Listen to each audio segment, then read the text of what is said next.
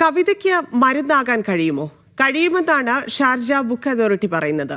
രോഗങ്ങൾക്ക് കവിത മരുന്നായി നൽകുന്ന ഒരു ഫാർമസി തന്നെ ഷാർജ പുസ്തകമേളയിൽ തുറന്നിട്ടുണ്ട്.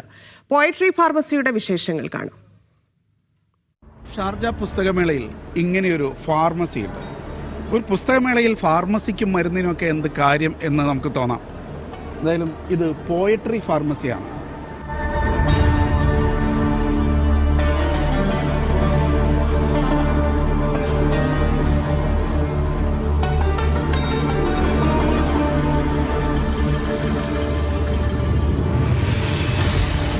കവിതകളെ മരുന്നായിട്ട് ഉപയോഗിക്കാനുള്ള ഒരു സംവിധാനമാണ് ഇവിടെ ഉള്ളത്.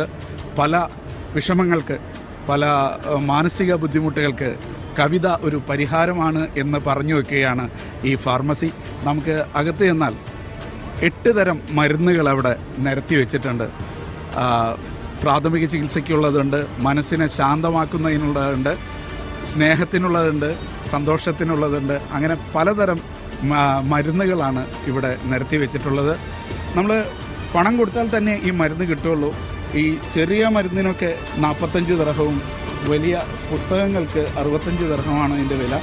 ഈ മരുന്ന് നമ്മൾ ഗുളിക രൂപത്തിലുള്ള തുറന്നു നോക്കിയാൽ നമുക്ക് പലതരത്തിലുള്ള കവിതകൾ അകത്ത് നിന്ന് വായിക്കാൻ കഴിയും.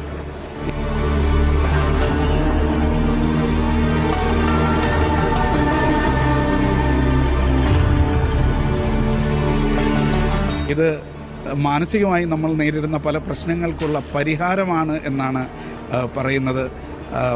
പല ഗുളിക രൂപത്തിൽ ആണ് ഇത് ഇവിടെ സൂക്ഷിച്ചിട്ടുള്ളത്.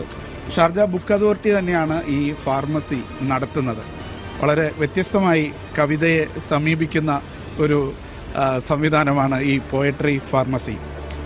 ആർക്കെങ്കിലും എന്തെങ്കിലും മാനസികമായ വിഷമങ്ങൾ അനുഭവിക്കുന്നുണ്ടെങ്കിൽ, അല്പം ധൈര്യം ആവശ്യമുണ്ട് എങ്കിൽ ഒക്കെ ഇവിടുത്തെ കവിതകൾ ധൈര്യം വീണ്ടെടുക്കുന്നതിനും സന്തോഷം വീണ്ടെടുക്കുന്നതിനും സഹായിക്കുമെന്നാണ് ഈ ഫാർമസിയിലുള്ള നഴ്സുമാരൊക്കെ പറയുന്നത്.